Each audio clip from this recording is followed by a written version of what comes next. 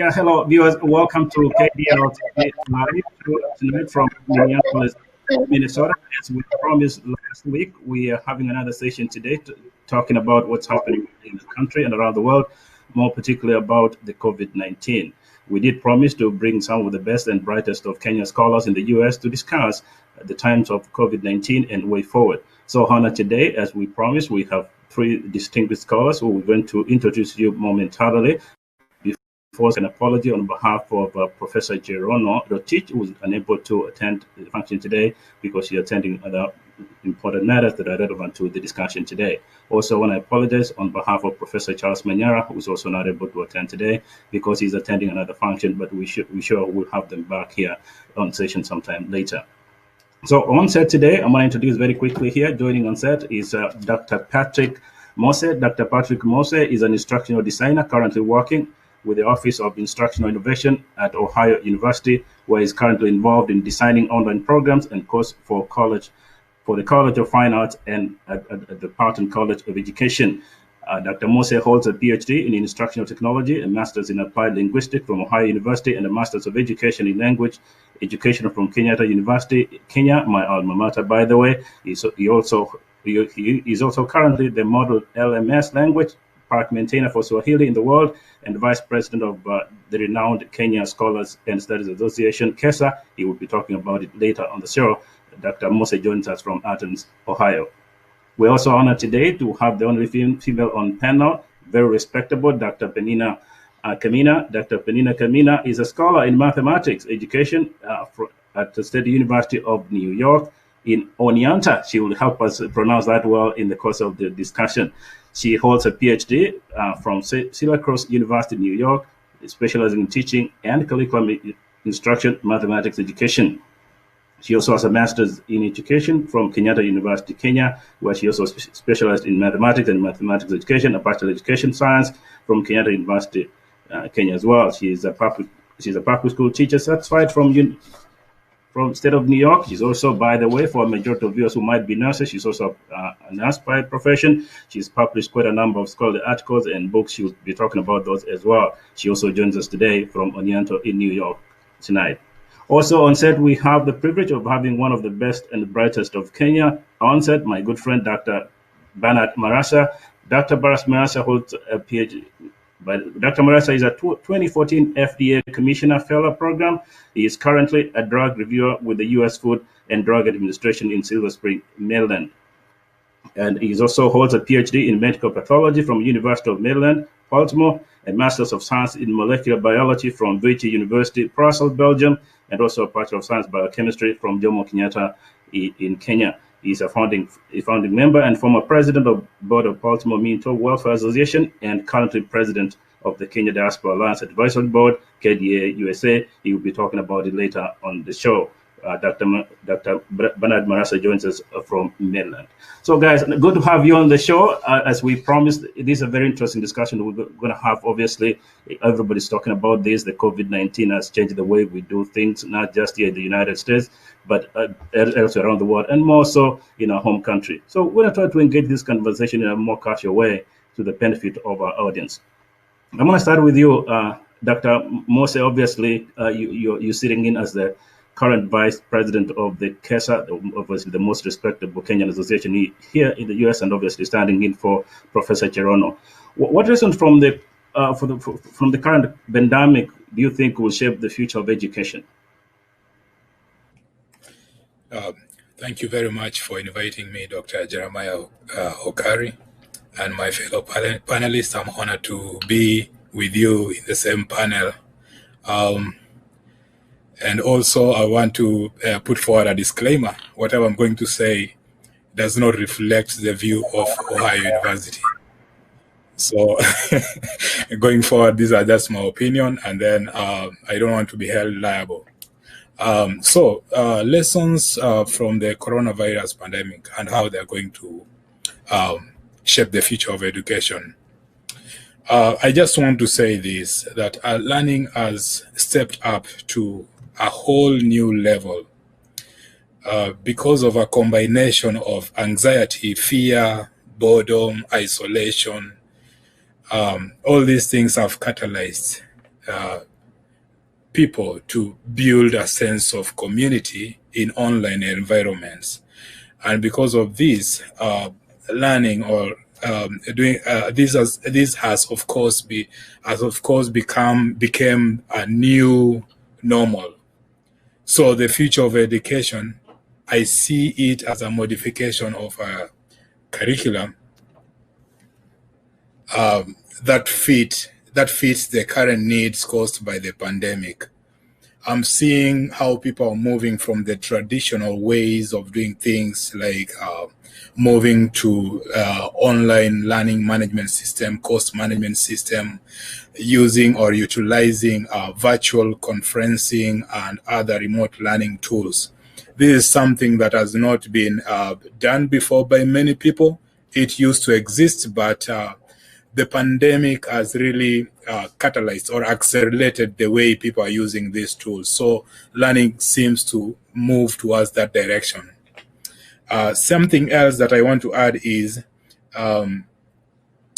this has become the most rarest opportunity to embrace the 21st century skills and abilities required for success in society and workplaces. I'm saying 21st century skills because we have, I'm sure most people know them, or if they don't know them, I'm going to mention the three skills that we really need for the 21st century. One of them is life and career skills. We need the second one that is called innovation skills. We need the third one that is information, media, and technology skills. All these skills combined together is going to push or put learning in another level altogether. It's not, it appears to be by default that people have to learn these skills to be able to counter the current pandemic and education thereafter. I think that's what I'm seeing, the pandemic shaping the future of education.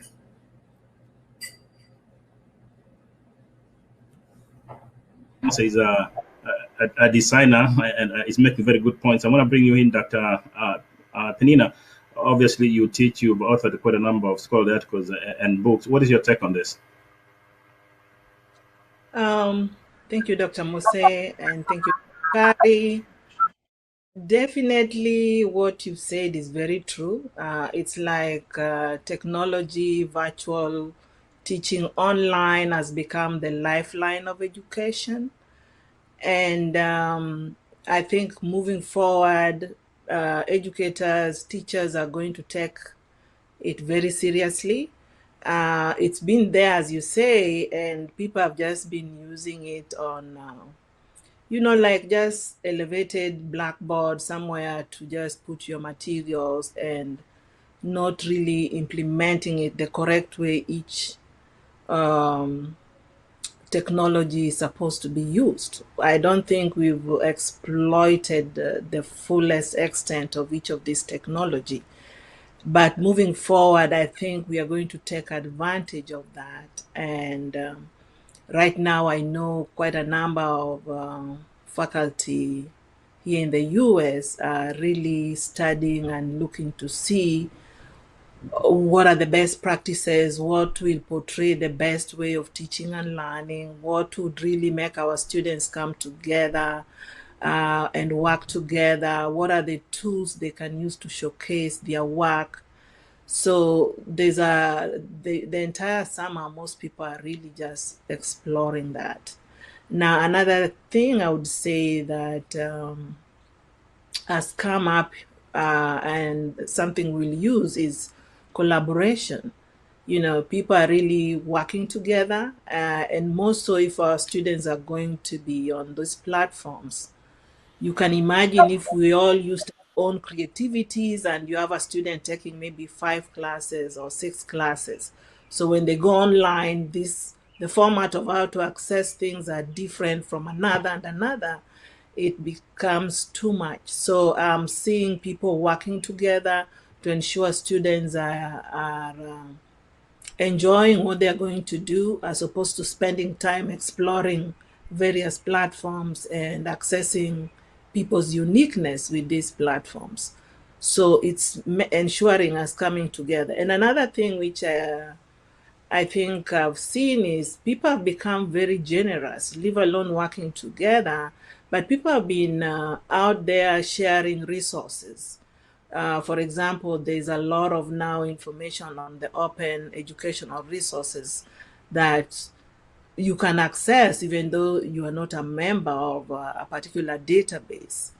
And people are putting in good materials there. These are researchers who've done work and they're sharing that without the old caveat back then that you have to belong and sign in before you can access it. So some textbook companies are also sharing a lot of those work that they have. And many websites with different apps, I'm seeing those people are sharing them. You know, you have a free version, but if you really want to go into depth, that's when you want to start paying for it. So those are some good lessons I think that I'm seeing us come out of this a pandemic All that's right. gonna make us stronger.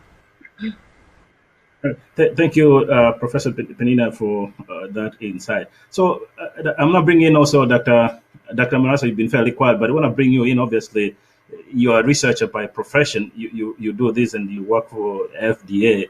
Obviously, the viewers want to know if sooner than later we're going to get a cure for the coronavirus. Hopefully, you'll comment on that. And I'm aware you're not speaking on behalf of FDA.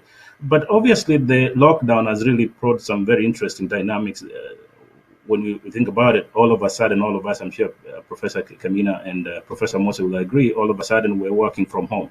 The lockdown definitely has some interesting ramifications relative to education. You feel free to comment on what they're saying. What do you think are the long-term ramifications of this lockdown? Thank you, Dr. Jeremiah Okari and my fellow distinguished panelists. First, I'll start with a disclaimer. Whatever comments or opinions I share here are purely mine and do not reflect those of the FDA. I'm not authorized to speak on behalf of the FDA. What lessons have we learned from the lockdown? Quite a bit, short and long term. First, we have to learn to adapt. Life sometimes throws curveballs, and this pandemic, COVID-19, is a perfect example of that. And one of the easiest or simplest lessons that I can pick right from this pandemic is that as human beings, we have to learn to adapt.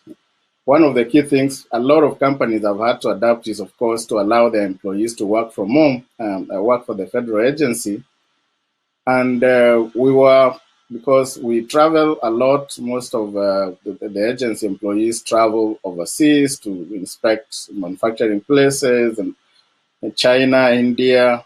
So we were one of the agencies that was really affected when the COVID-19 was identified as a pandemic, and we were told to work from home 100%, very early on. So we had to adapt. One of the lessons we learned is you can actually be very productive working from home.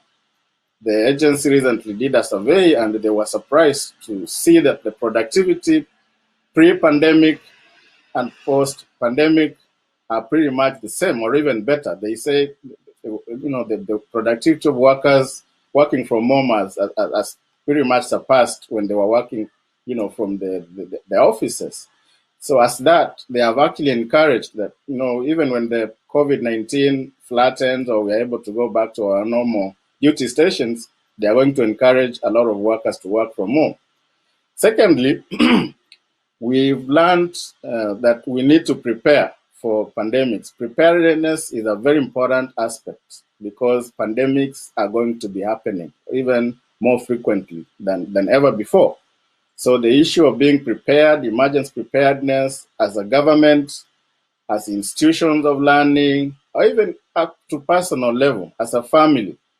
Remember, there were run-ins for toilet paper into supermarkets and all other places, and people were fighting.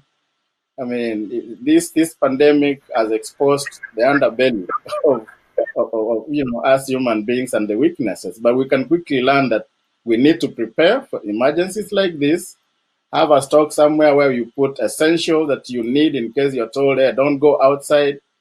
Have enough reasonable emergency stuff, food stuffs, canned stuff, canned food stuffs, a few toilet papers here and there that can sustain you for a little bit. So long term, it's very important that we follow scientific facts.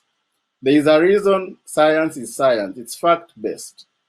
One of the key things that we've learned as scientists from, as the pandemic evolved, as we learn more about the disease, is that a lot of the prediction that the scientists gave very early on have actually come to pass.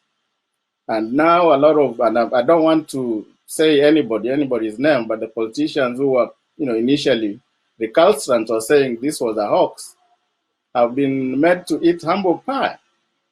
Come back to science and accept reality, accept the facts, and follow the guidelines. Lastly but not least, there are very clear guidelines of how to deal with a pandemic of this nature. But for some reason, a lot of people initially were, not comfortable. I know wearing a mask in public is not the most comfortable thing to do, but if it's going to save somebody, save your mother, grandmother, save the most vulnerable people in the community, I think we should follow those guidelines. I'm glad now a lot of my fellow Americans are following the guidelines. And when we look at the examples of the country that actually follow those guidelines very early on, like in Europe, they have flattened the curve. And, we are now, most of the countries coming back to that reality. But I feel like it was an opportunity lost. But I think it's a lesson we learn. I want to bring in Patrick. You've been fairly quiet here. I want to bring in on the same. I think when we talk about lockdown, it's very interesting dynamics. All of a sudden, I found myself working from home. I wasn't very comfortable with online teaching, but all of a sudden I found myself sitting home, and that's what I've been doing, and potentially do that for the rest of the year. But it has also further ramifications. If you look at it on the global scale, people are now not moving around the world. And that potentially, even for policymakers here, and particularly for our home countries in Africa, they must be thinking now, wait a minute, we're going to start thinking differently. What's your take?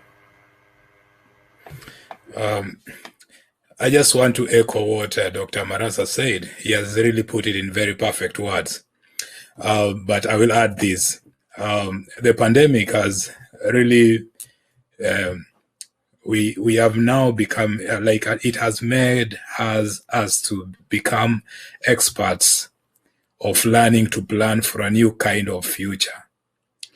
I call it accelerated future. You just mentioned that all of a sudden you find yourself in an online environment.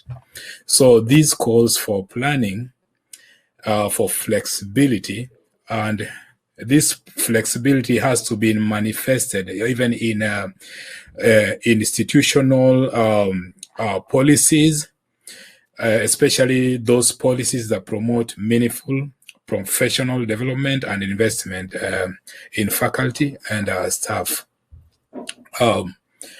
Actually, the policies that will be geared towards having a sustainable way of dealing with a crisis in future.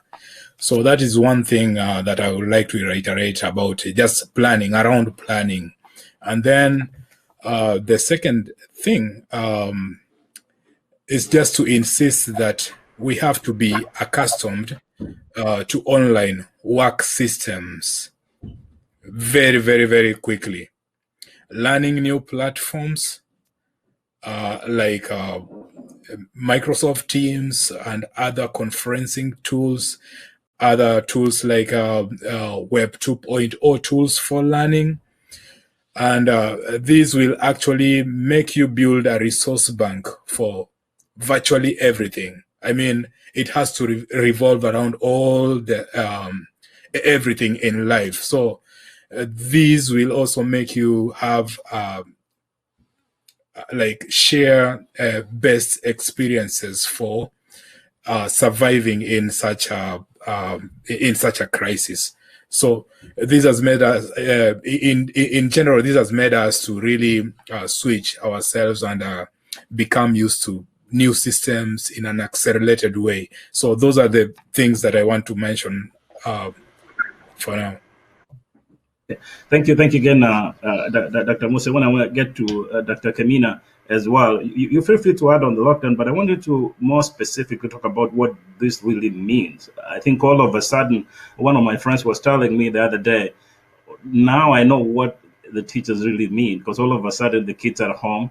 The parents now all of a sudden are teachers. They're appreciating the teachers more. And I think if you listen to the conversations that are going on in Washington today, and I had the president talk about today, they said you got to go back to school, in part because the kids have been home. They've been very problematic. But with this COVID-19 and the lockdown, surely the teachers, the parents, the community leaders, and us professors, we really have to think of some other new ways of moving forward. Your thoughts? Yeah, thank you. That's so true. We can't go back to the old. And I think whenever there's a change, whatever type of change there is, there's always that struggle. And I'm hoping with what we've gone through, it's a good struggle in that the ideas we are going to put forth are going to be very powerful, more than what we had before. Of course, parents have this idea that schooling is just something you do in school, not at home. And therefore, they had no idea what to do. Many were just like thanking teachers. You should have seen clips and videos regarding what do I do with this math thing? Now my child knows I don't know math.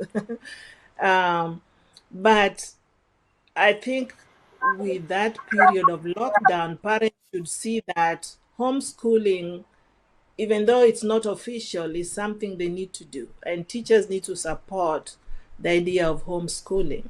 Teachers are trained, for the most part, to see how to involve parents, to involve guardians, to involve caregivers in the learning of their children. And if you look at even the websites, their websites just are meant for parents. But I don't think prior to COVID, teachers and parents worked together that much. But I think moving forward, there's going to be a lot of ways to work together. And there are a lot of also extracurricular activities that teachers can assume or parents themselves can come up with. And if you look again through the things we had during COVID, if you look at music, families were very creative in doing something about music or art or cooking or very many authentic lessons that people are able to come up with. And I think the informal aspect of learning is equally as powerful as the formal aspect of education. But there's been so much emphasis on the formal that the society seems to ignore that we need all stakeholders to educate our communities. Teachers alone cannot do it. And therefore, that's why parents are like, what am I going to do with my child? All this time together. That shouldn't be the case going forward, I hope. Because they will know, if we work together as a society, that we all have a part to play. And I think as an African, we have that idea of communal aspect where if a child needs to be disciplined, they don't have to wait for the parent to do it. Any grown-up could do that. Any aunt can get involved in issues like that. And I think it's something we can share worldwide. We need it. Thank you. Thank you, Professor Kamina. You see, Bernard, I'm going to bring you in. You listen to what Dr. Mose is saying and Dr. Kamina. They are talking about we as a community. I think it's going to be repeated many, many times. And for as long as I've known you, you've been at the forefront of calling for community togetherness. And I think we will have a moment later in the discussion to talk about that as well. What this really means, I think from the African context, there's that saying, it takes a village to raise a child. I think it's our responsibility as community leaders and professors and teachers and parents to work together towards this end, make sure we take advantage of the moment. What are your thoughts on the same?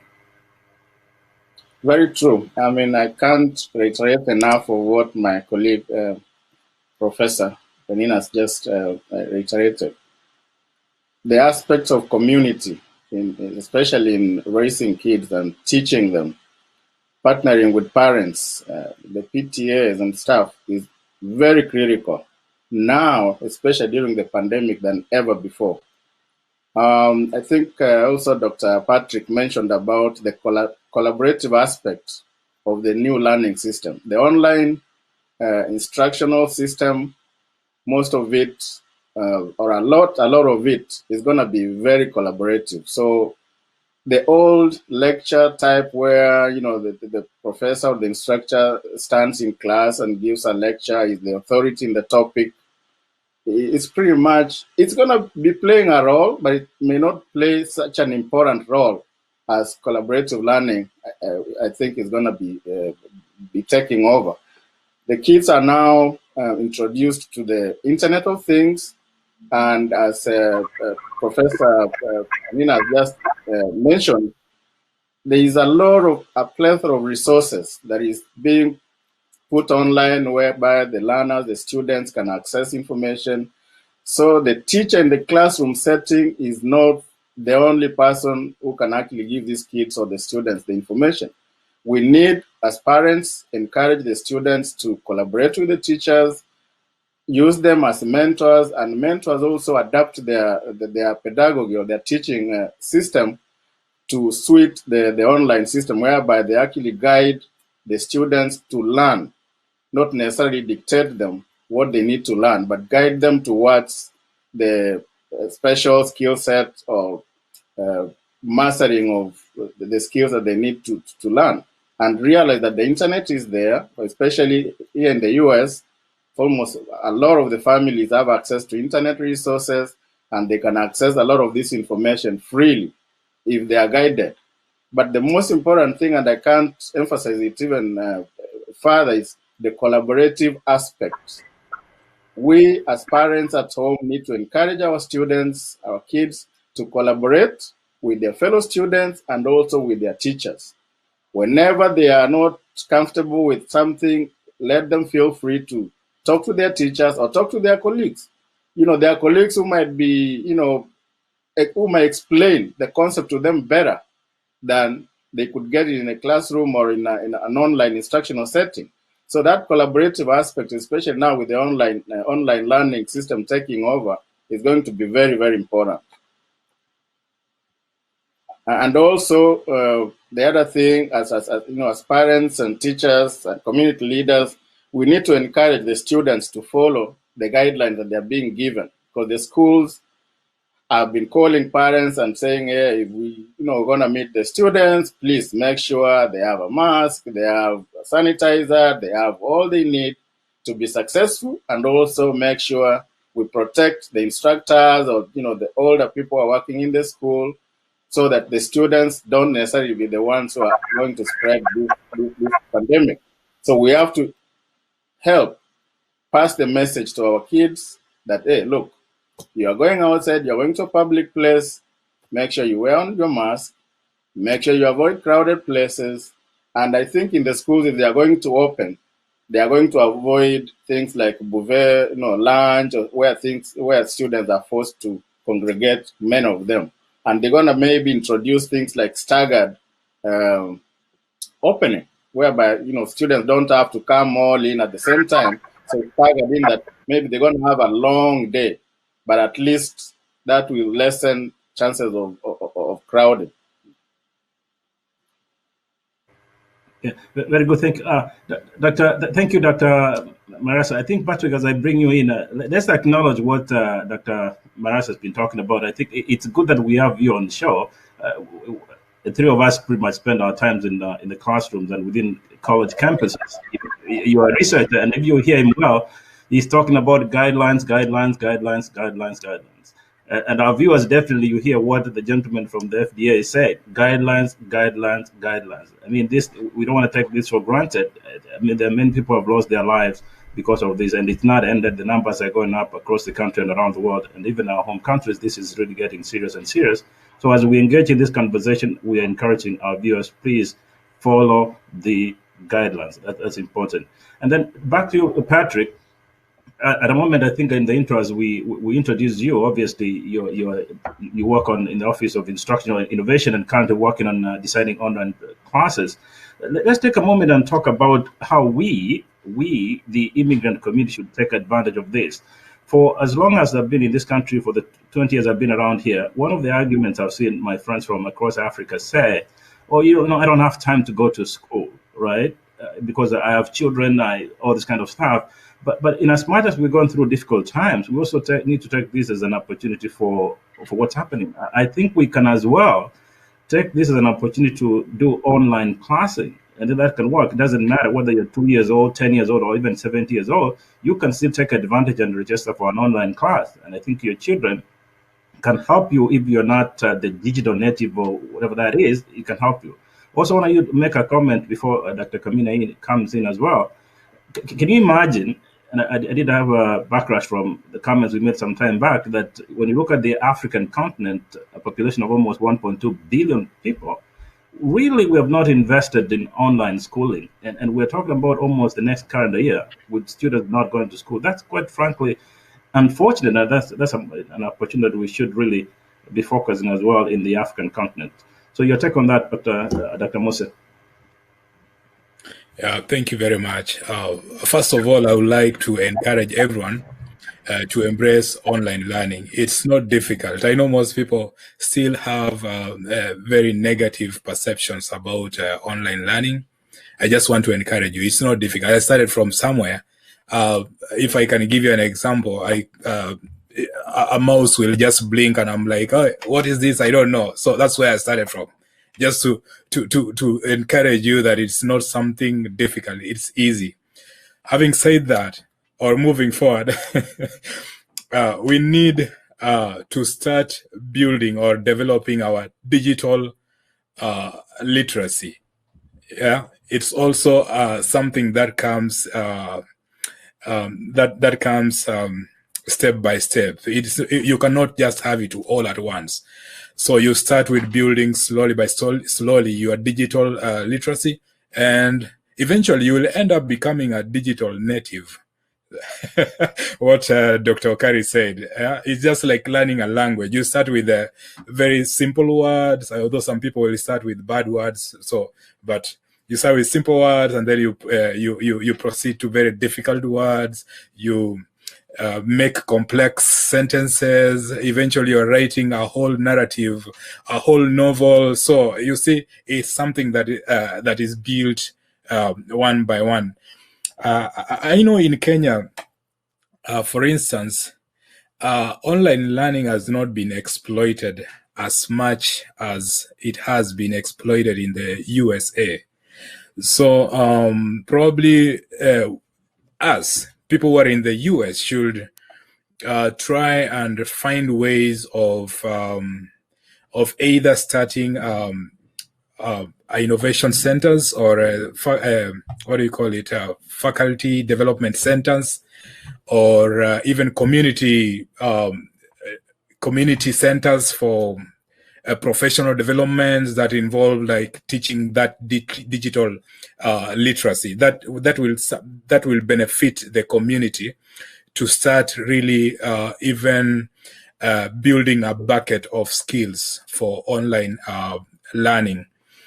I will still insist about the issue of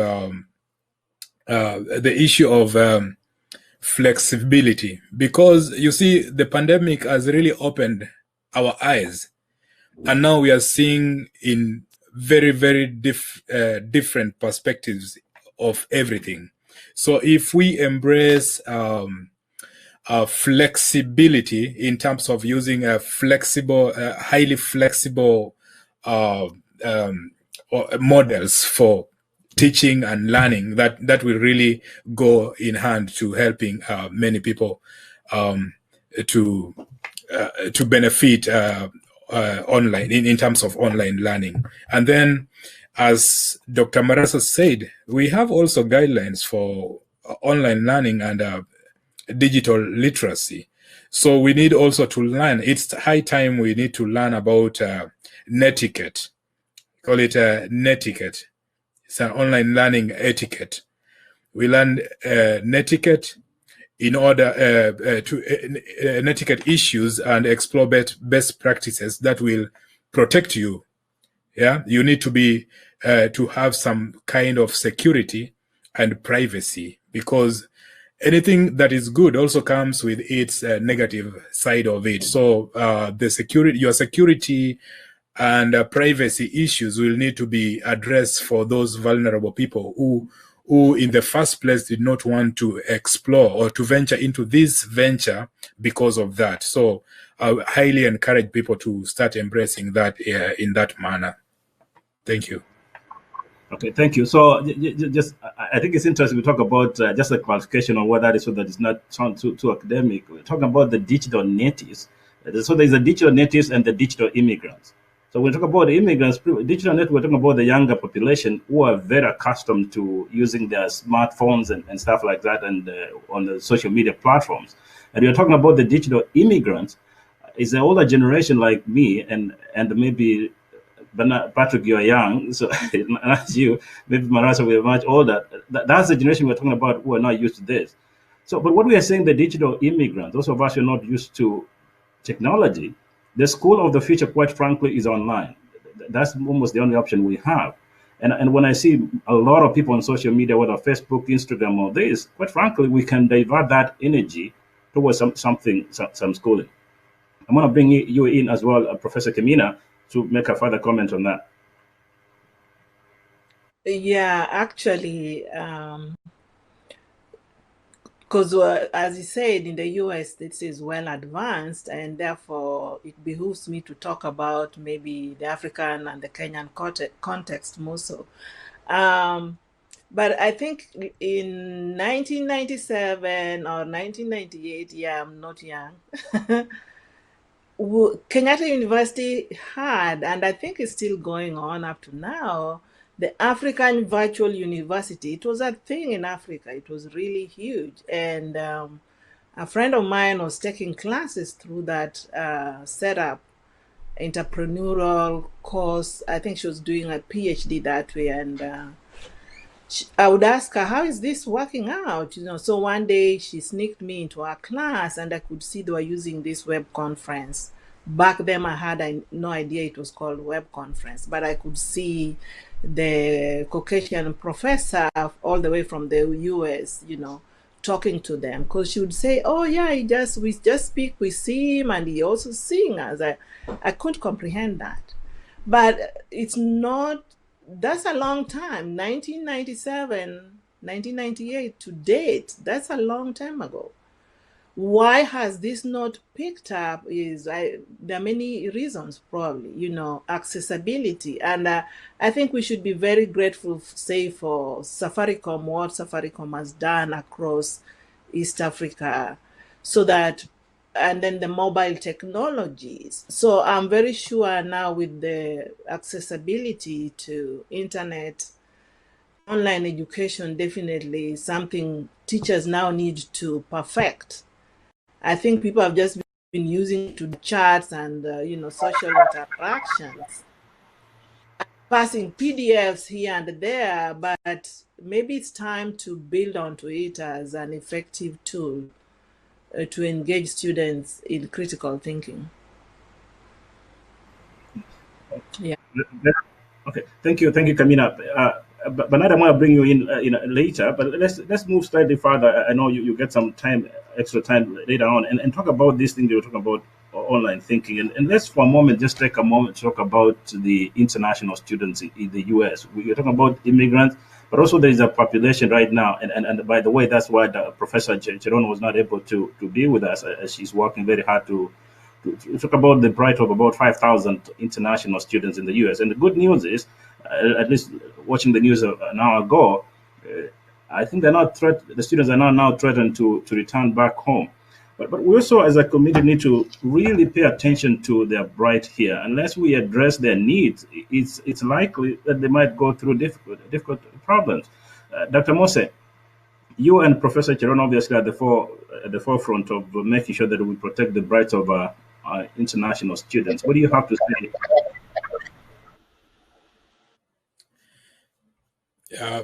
Thank you very much. There is a lot to say about the plight of international students, because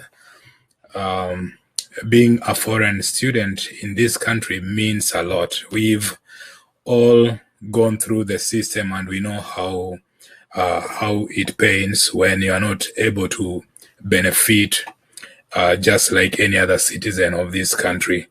So I think I will not mention some of the problems they face, but I would rather mention some of the solutions that might go well to help international students. One of them is to look at issues like insurance for students. I know international students pay high rates for insurance. If the government can subsidize that, or lower it, or make it modified the rates in a way that students can afford, at the same time achieve, like serve the purpose for the same, that will really help students, because a bulk of their fee, a bulk of their fees normally goes to insurance. Let's say for a semester you pay like $2,000 or $1,200 per semester. That's a lot of money, more than even faculty. So if they can address that area, that will be good. And then in relation to COVID, I think although they mentioned that they were having some flexibility in terms of allowing international students to do some part-time or internships outside the campus, that will really help students gain or have some funds to support themselves. So I think they should make these somehow permanent, to enable students sustain themselves. Apart from just studying, they can also make some income in terms of internships. Yeah, that will be good. And then having studied in the US, there are a couple of things I will probably advise the international students to be always in touch with international students' faculty services, because they have advisors there who normally are on top of the game. They know all the legal issues, and they can advise accordingly when required. And then I know we have also requirements of paying legal fees, yeah, to the university. That fee is very, very important. I've seen a lot of students waiving that fee.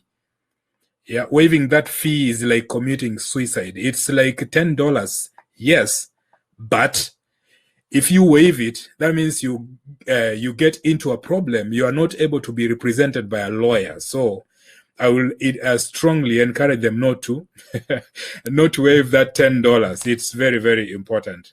And then also, stay engaged with other stay engaged with other global affairs or international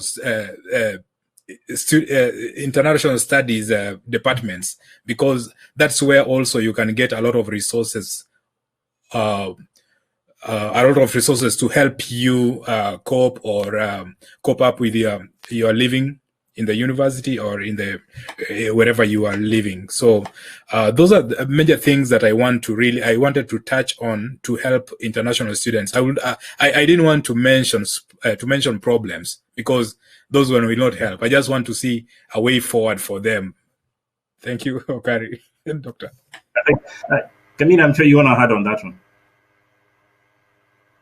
He's done a good job, for sure. Definitely, the economic impact, the budget cuts is going to impact most of their research work, because most international students here are either doing their masters or PhDs. Very few are undergraduate, but huge, and it needs some money. And I think, and then again, some of them get their income by working as graduate assistants or teaching assistants. So if their budget cuts, or if maybe the grant they're working on is not going to be funded, it's going to impact on the stipend they get. So whichever way the government can step up, that really go a long way to meet their goals in education. Definitely research is huge.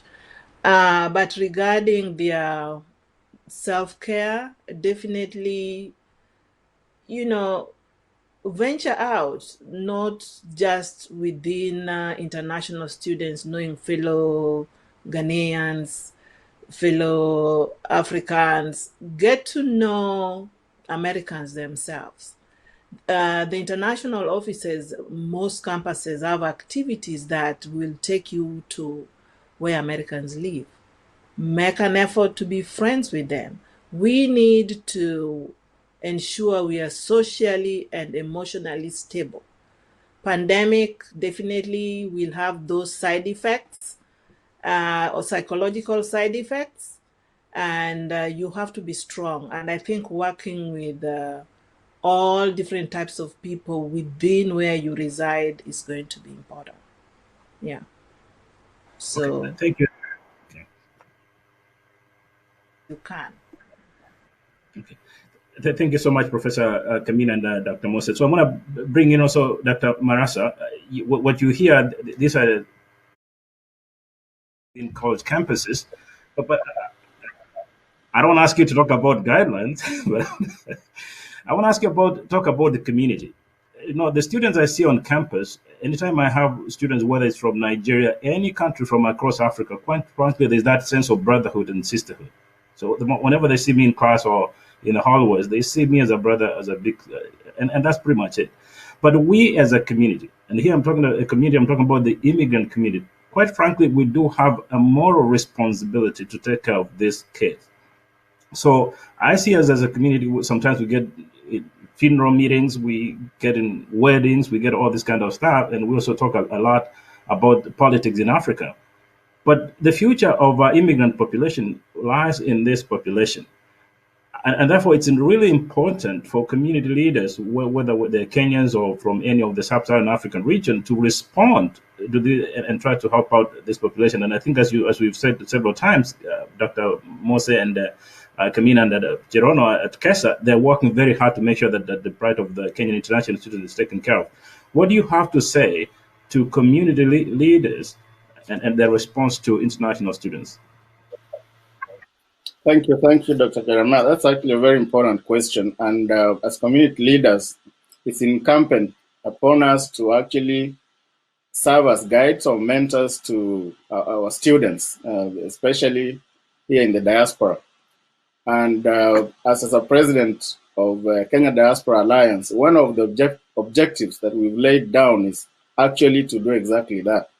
We want to form a network of professionals who can actually serve as mentors to our students, not only from Kenya, but from Africa, who need mentors, people like us who are in the panel, who can actually guide them to a plethora of resources that they can use to even access the job market after they graduate. I work for the FDA, and internships to the FDA are very coveted. And most of the time, you get that it's students from either Asia or other regions that benefit from a lot of those internships, and they are paid internships, and they pay them very well. So one of the things we want to do, and I speak as the president of KDA of USA, is bring all our community leaders together, church leaders. Let's form a strong, united diaspora, Kenyan diaspora, that seeks to serve the Kenyan diaspora, including our students. They really, really stand to benefit a lot. We can come together. I speak this because I've seen it happen, especially in the Nigerian community. They are professional, very, very strong professional organization that actually mentor their students, and they bring them like pretty much like a pulley. Like, hey, where are you? You're in third year pharmacy. Yes. Where are you going to internship? I'm going here, or I don't know. Or you need help here. We set you up. So as the Kenyan community, I think we need to come together and help these students, especially as here as a panel, as we're here. We have a lot of students out here who are actually lost in terms of guidance. And as a community, we come together, I think we'll do them a big service by serving as mentors and also creating these channels whereby they can network. Because sometimes they hear big names and they're not able to reach them, or if you just write an email, it's very impersonal. But we can create a forum whereby, like if we have a national convention for Kenyan in the US, whereby we come together and these kids or these students can get to interact with people like Patrick, people like Professor Penina here, people like Dr. Jeremiah. You know, that person-to-person connection serves a lot. But most importantly, as community leaders, I think we need to think very, very, very proactively on ways we can harness our numbers and also our expertise to help our fellow students here to transition into profitable jobs or sustainable jobs for them. And also at the same time, network with our government, either through the embassy or through the Ministry of Foreign Affairs, because they have been trying to build a skills database. I'm sure Kesa is aware about this, and they have been approached. They've approached Kenya Diaspora Alliance USA in the same respect, and then we come together, join forces with Kesa and other like-minded organizations. I think we can start serving the Kenyan diaspora for the betterment of not only us here in the diaspora or our kids, but also serve our country, Kenya, by having a country can actually call in and say, hey, we need expertise in this and this. This COVID issue, we had calls from the ministry, people asking, hey, do we have people, in this type of expertise in this center, either CDC or FDA? Can they help us? Can they serve in this committee? And we can. You can do it. Me as a federal agency, I cannot be paid, but we can serve as pro bono advisors then on those boards and tell them, hey, I know I benefited by, Higher Education Loans Board paying me and, a loan that helped me to, finish my undergraduate. So if there's a way I can give back, serving in this advisory boards in where I'm needed by my country, I feel it's a privilege. Lastly, but not least, there are also other resources a lot of undergraduate students can benefit from. I know undergraduate can be a very daunting task to a lot of the students who come here because they don't come from very well-to-do families. So they come, maybe they had fees for the first year, the second year they are dropping out. But there are resources. There are actually financial companies that finance or give loans to international students, depending on what courses they do. So they need to reach out to community, learn about all these resources, and let them not be stranded. Okay, very good, thank you. So I want to bring Kamina, but before I bring you in again, I want to appreciate what you said in moments ago. You're talking about, as much as we talk about the immigrant students and what I've seen over the last 15 or so years on American campuses, I think it is important. Yes, it's good to find your fellow Kenyans or fellow Africans, but I think it's very important for our students, especially, to have relationship with students from other nationalities. That's very critical. As well as also important to underscore, even the native students, white or Indian, whatever that is, it is important for our students to have that interaction. And even with the professors, I mean, sometimes I see that where students look at the color and they're comfortable with it, but we're also encouraging strongly that even our students get relationship with even the native students, because I think the long run they do expand their professional networking. That's very important. And I think we serve as mentors as we might be needed. And I think in a moment we'll have time for you guys to talk about Kesa. But we are all immigrants of Kenya. and I want to be biased here for a moment. And Dr. Marasa just said eloquently, we also need to give back to the community. There are those ones viewing this from Kenya, and I want to stick with you, Dr. Kamina. What are some of the words of wisdom for Kenyan educators, teachers right now over the year who don't have much to do? And what do you have to say, particularly to policymakers, relative to what's happening now? What COVID has shown us is how delicate our planet is. Definitely, sustainability is a big thing about it. And sustainability comes with a lot of things. Definitely, education is one of them. And, for me, I've been a teacher for so long. And I think one thing which we need to do is to be prepared. I don't think most schools even have a preparedness plan of what to do. Or if a student became sick, let's say an illness that is not healing within a week, is there a plan to support that student's education as they're getting better at home? I don't know if schools can answer and say, yes, we do have a plan of what to ensure that students' education continues. So that preparedness is important, definitely. And whatever time we have, if we find ourselves in the land of the living and the opportunities we have, we need to believe in ourselves and do our best to make an impact, to make a change that would be okay for our community. I know we like to get things for ourselves, but I think we get more when we serve our communities. And I think no matter what it is, we need always to have that as our top priority. And preparedness definitely is a must. We can't do business as usual again. And practicing it in small ways, even families, leave alone schools, what are the preparedness plans that we have?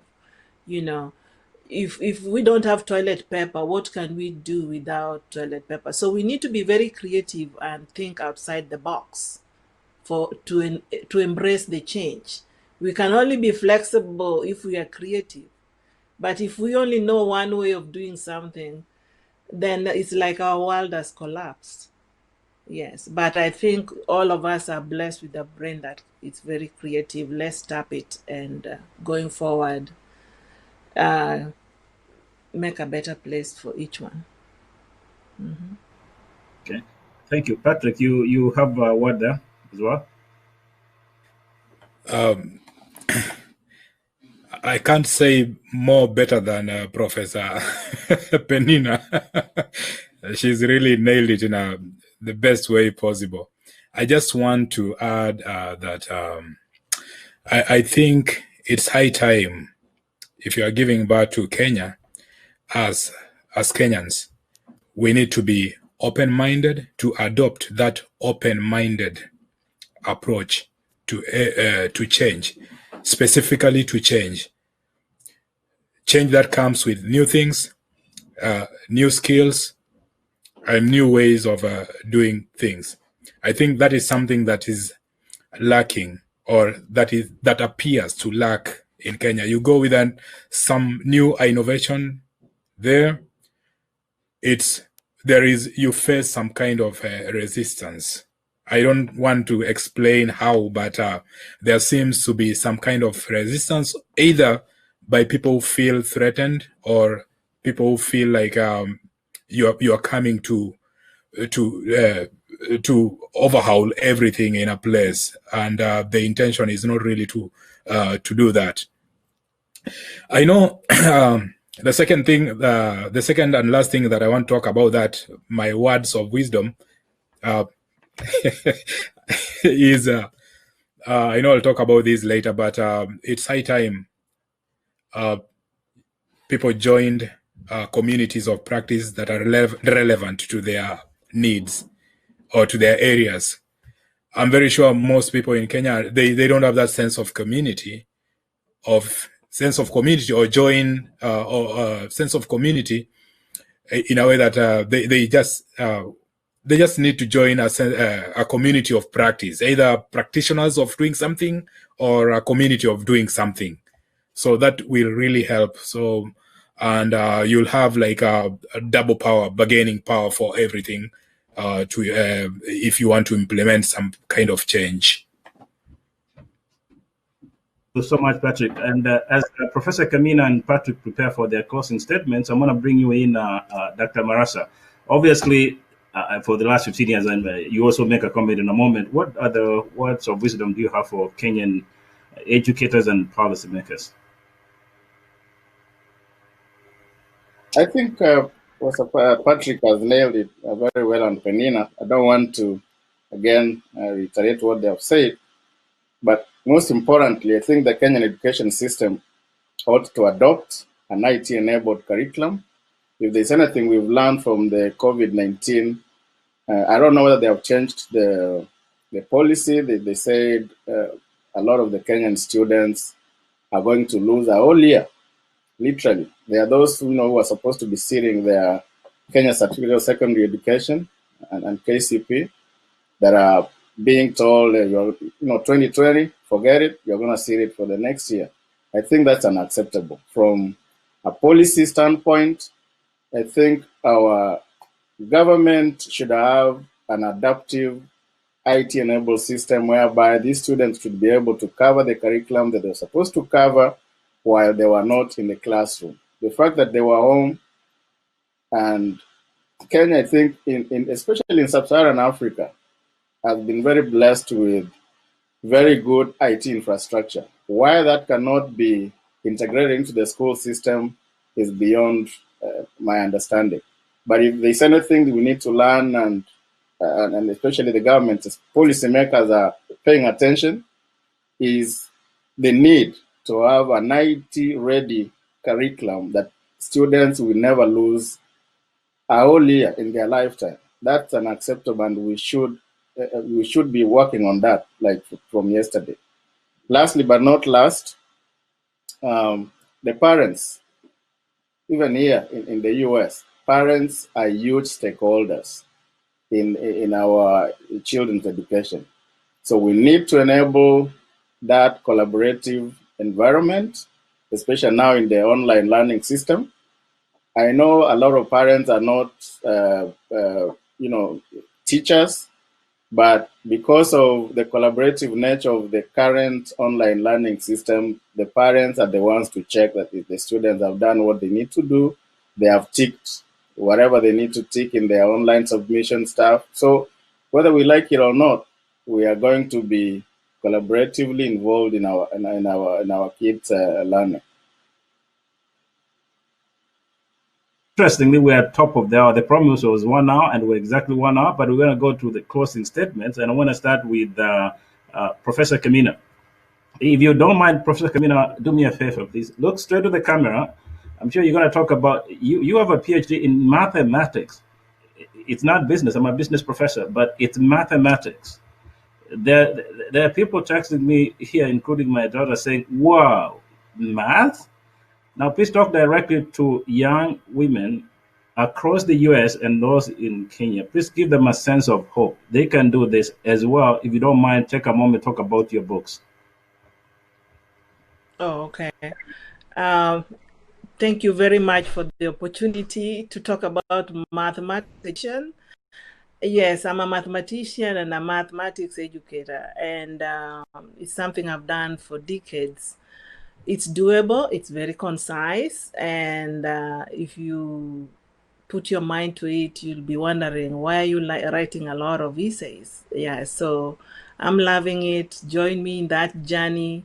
But the funny thing, you start talking negative about it, then your brain just crumbles. So you know a lot of math, so don't say you are not a mathematician. You are. Otherwise, you won't even have come to this meeting, because math is everywhere. Beginning from your time to the beauty you like, it's in everything you do. I have books, and one of them talks about the Kenyan curriculum, and another which I use with my students here at the State University of New York at Oneonta.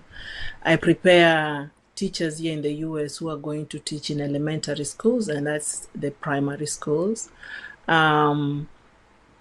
And we do a lot of content and pedagogy and a lot of hands-on, and just making math fun and really meaningful to and relevant to what we do, and making connections even among math concepts among themselves. They are related a lot, and we use it everywhere. So don't get me started on that.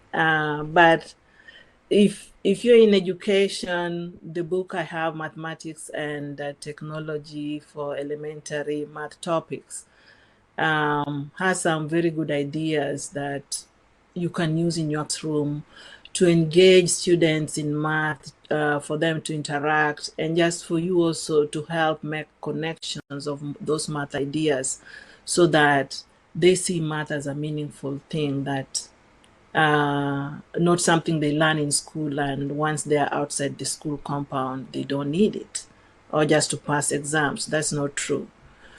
So be an advocate of math. And just in closing, I would just say, there's a lot of inequities and disparities, more so in Kenya, because I'm a Kenyan. And you have the haves and the have-nots, and maybe the reason why there's this long period where they won't have school is because they have-nots have no way of even charging their phones. Yet we have a lot of sunlight. So I think if the policymakers would just ensure that those things are there. When I went to school in the primary, back in the days, the school provided us textbooks. As a girl child, when I went to a boarding school, they didn't give me the mattress because my parents could not afford that. But I think we're in a situation whereby with this online, we need to make sure solar systems are all over the country, in every class, in every home, so that students can participate in that online learning. Yes. And we should also come with creative ways so that we incorporate our indigenous things. School is not separate from our school or from our homes, but we need to have an education that blends the two. I'm happy we have the current CBC, competency-based curriculum, and I wish we can deeply embed ourselves in it and tie the concepts we are learning with our way of lives. And I think that would really help us even bring our own things. Maybe by now we would have come up with the medicinal things for COVID, because there are many, many herbs we've forgotten about. But who knows, one of them could have cured this COVID by now. So let's embrace a lot of things we do at home and connect it with things we do at school. And yeah, there's hope. Okay, thank you for that. Okay, Dr. Marasa, I want to bring you, thank you, Professor Kamina, for that excellent closing statement. Dr. Marasa, obviously, I did skip you for a minute. I want to give you a minute as well to make your closing statement. And at the same time, I want to give you an opportunity to, I know you've been at the forefront of talking about, honestly, I share your views. It's surely unfortunate that at this point in our history, particularly with over 150,000 wonderful Kenyans across the US, the fact that we don't have an umbrella organization that steers forward, honestly, it's a shame. It's unfortunate to talk about this. And I think it's important we take this as an opportunity to start a conversation where all of us will come together so that we can drive a very positive diaspora narrative. I think that's important. So I'm going to give you a minute to make your closing statement as well and talk about that as well. Thank you for the fellow panelists for a very wonderful spirited conversation. I'll say this. If there is anything we need to learn from COVID-19, especially from my fellow Kenyans, is the need to develop our own solutions. If we don't learn from this with the lockdown, whereby regardless of whether you have it or you don't, you're not able to fly to London or fly to New York and get all the best medicine, you're stuck with the fellow have-nots in Kenya and deal with the situation as it is. This was an awakening call to a lot of our politicians that a situation can arise whereby their money cannot buy them a jet to fly to New York or to London. So we need to actually develop our own competencies and be able to solve our own problems back where we live. I work in the federal government with the Food and Drug Administration. And one of the things that the FDA tries to encourage is to develop capacities in regional capacities whereby they are able to provide sufficient medication, effective, safe medication that can be, regulated with the relevant authorities so that we prevent a lot of preventable diseases like, infectious or even, the antibiotics that are, that developing resistance in various parts, and they are finding themselves literally everywhere. Stem cell research, stem cell therapies. I know Penina is a nurse, she knows what I'm talking about. Cancer immunotherapies, whereby those who are able to, they can actually go to a local hospital, have their cells, extracted, be built up, and then be manipulated and be injected back to the same people, same person, and you get treated. These are treatments that have to be done locally. You don't need to fly to Europe or to America to get this treatment. And the world we live in right now is going to actually depend on regional solutions. A lot of African or say black themed or we call in FDA often drugs, whereby a lot of pharmaceuticals are not interested in investing in research in these kind of drugs because there is no market for them. But they are ravaging in Africa. We are losing a lot of people because a lot of big pharma are not interested in these diseases because they are affecting Africans. What are we doing about it? What are governments doing about this? Do they expect the Western world to come and solve their problems? I don't think so. We are in this century, we need to actually start thinking of solving our own problems ourselves. Lastly but not least, there's the issue of brain, drain, or when you change it, you call it brain gain. We as in the community, especially now the Kenyan community, we are very interested to engage with government because the government has started a conversation of building a database because they are losing a lot of professionals, especially in the healthcare sector, nurses, doctors, because they can't pay them. A lot of our doctors who graduate from our colleges back home, they're sitting home unemployed, and yet they are the best, the brightest of the brightest. What an indictment of the system. But the government wants to actually do something about it. And we in the community as, diasporans, professionals, we need to come together as a community and see how we can complement the government efforts. And that's where KDA is coming in. KDA USA, one of the things we want to do is bring Kenyans under an umbrella organization that is not tribal-based, but is a Kenyan organization bringing all Kenyans from all our communities. We speak with one voice and say the only thing that brings us together is because we share a common heritage, we share the common border, we're all Kenyans. Let's come and see what we can do together. Speak with one voice, tell the government what policies they can enact that are pro-diaspora, so that when we go to invest back home, we are going to build, say, synergize and build a hospital. You are talking to a government that is receptive. But we can only do that if we speak with one voice, right?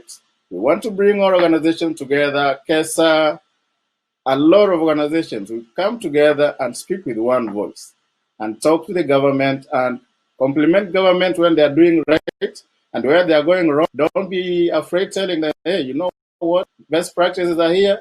Why are you guys going this way? We think we should go this way. Civil society, the Kenyan civil society is pretty much decimated. It's not there. I think the diaspora needs to take that space. We speak with one voice. Remittances are so high, but there are all these problems of corruption, unabated corruption, human rights violations, talk of, criminal justice reform. There are a lot of problems. We can actually speak as diaspora and tell our government that, hey, we need, he says, you guys need our money, but we also need to invest in a government where systems work. Thank you. Thank you. And obviously, we're going to have a conversation later about community togetherness at some point, and obviously, we'll welcome you back to have this discussion. But I'm going to move further so that we stick to the timeline we're talking about here and bring in, for closing statement, Dr. Mose. You just saw a question there from Dr. Judy Onduso, and I think that question is really your best place to answer that question. And I'm also want to give you an opportunity to talk about KESA. I think we talked about KESA many times in the discussion, and some viewers are wondering what is this KESA? And I think KESA, quite frankly, comprises some of the best and brightest of Kenya in the US and also around the world. And I think it's high time, in my view, it's high time. I'm sure we have distinguished scholars who have done a wonderful job. I can't appreciate enough Professor Tiso, Professor Cherona, and many others who work with you guys. I think it's time that we as a community be part of KESA, and particularly with the student community across the US, it's high time we be part of it. Do you mind bringing up to speed our audience? What is KESA, what is up to, and why should Kenyans really be part of it?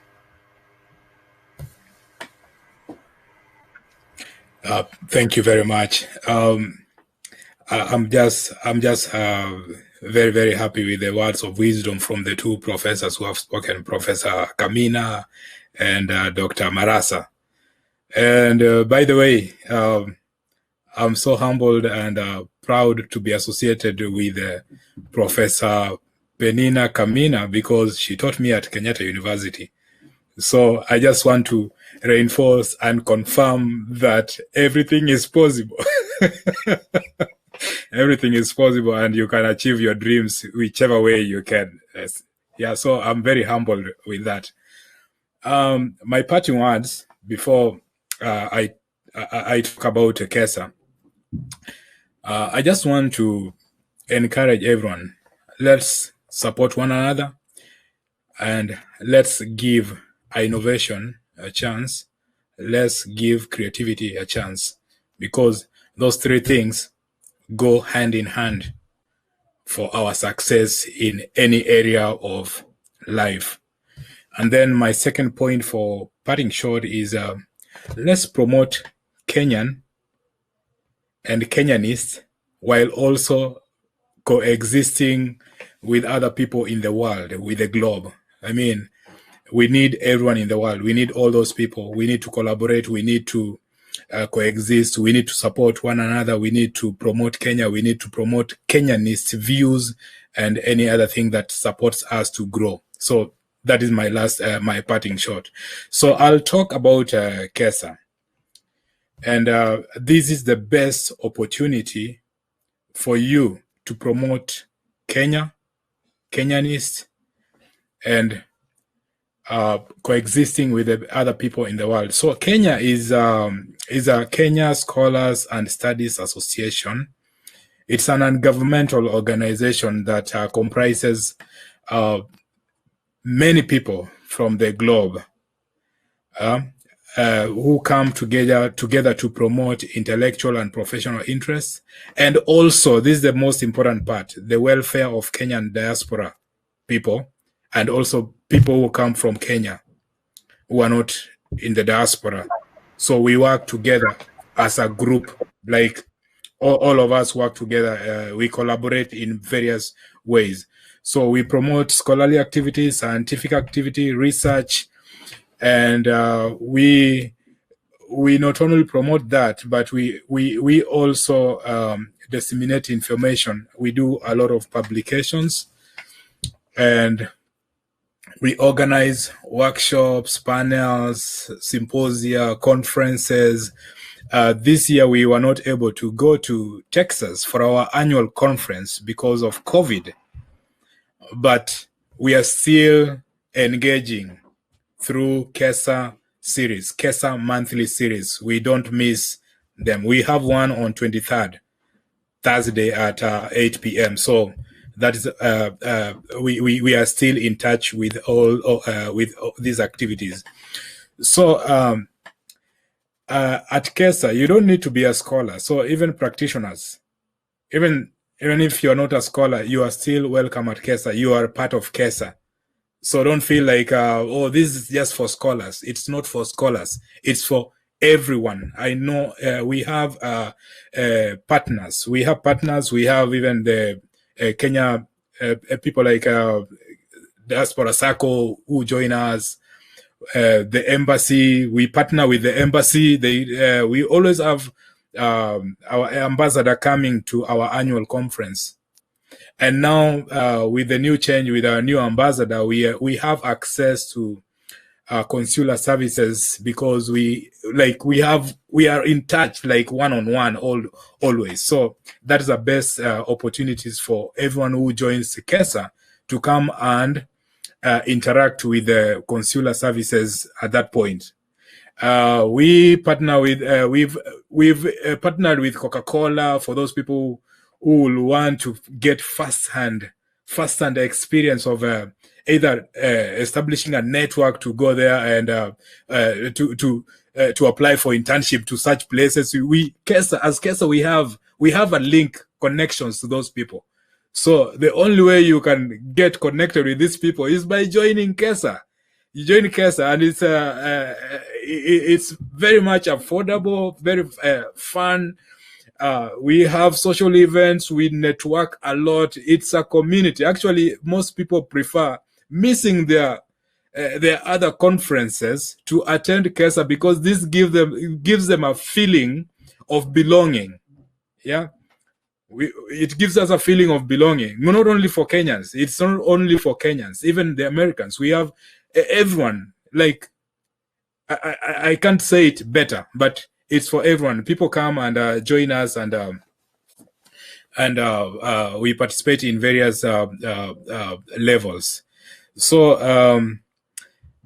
for more information, I can talk about KESA the whole day until the cocks crow. So for more information, go to kesa.org. Once you click kesa.org, there is a pop-up form. You can subscribe to our newsletter. You can join.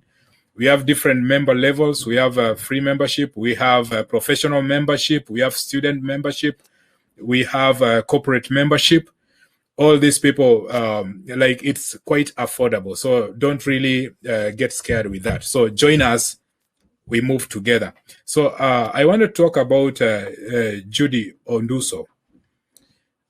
She asked about how we can help those people who want to further their dreams by joining institutions. So part of the things KESA does is mentorship. We have a Kenya Students in Diaspora group.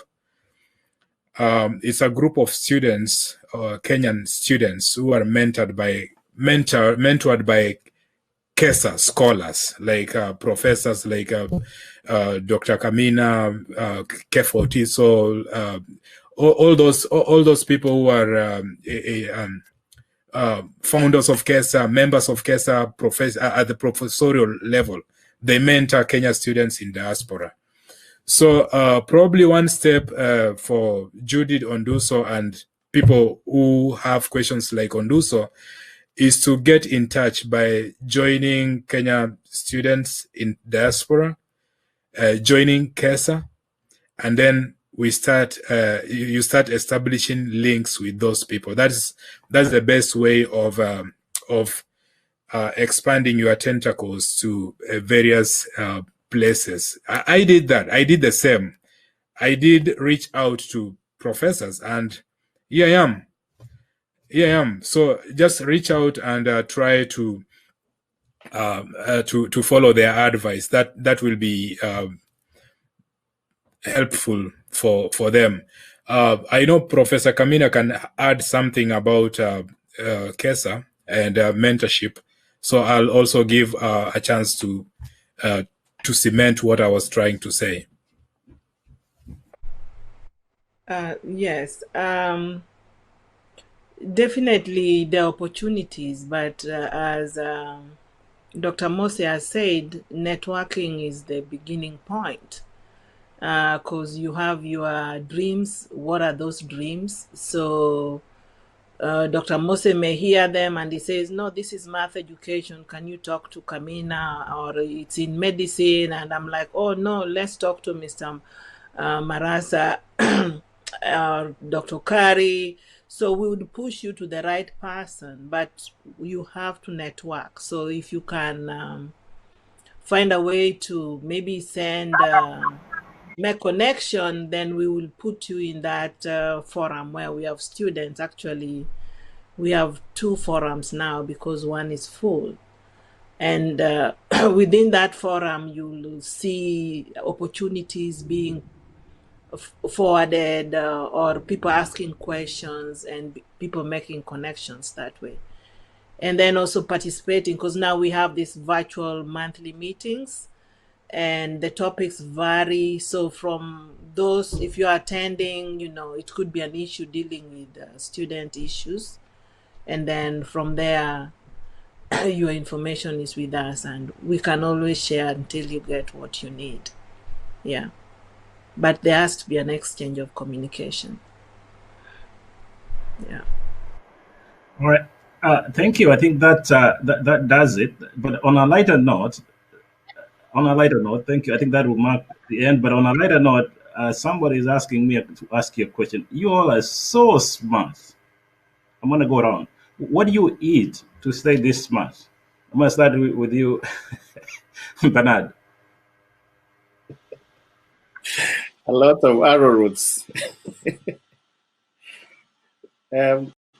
Just a healthy diet.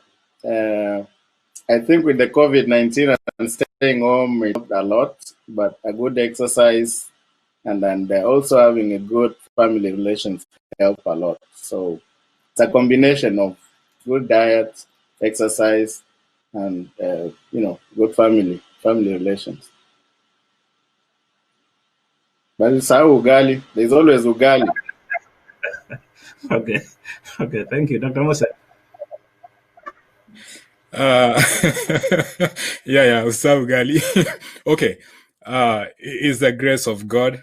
I just thank God because always everything is through the Almighty God who supports us with that. So, as Dr. Maras has said, if you have a good family supporting you, you'll always look good. They will make you look good.